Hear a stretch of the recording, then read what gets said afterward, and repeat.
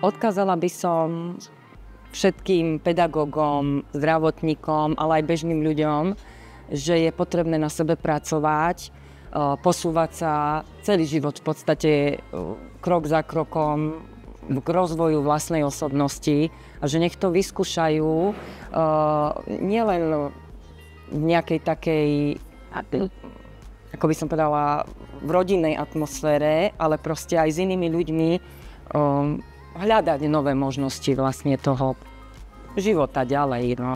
Čiže po absolvovaní pobytu s inšpiráciou som vlastne otvorila bránu vlastného ja. V podstate som si vytvorila taký ochranný obal pred sebou, ktorý ma chráni pred nežiaducimi vplyvmi kolegyň, ľudí, s ktorými som prichádzala do kontaktu, ktorí ma desili. A viem, že teraz už to nedôjde do môjho vnútra a že viem s tým pracovať, viem sa posúvať ďalej a viem vlastné skúsenosti a vedomosti posúvať ďalej. Čiže doporučujem prihlásiť sa a hľadať nové možnosti nového bytia.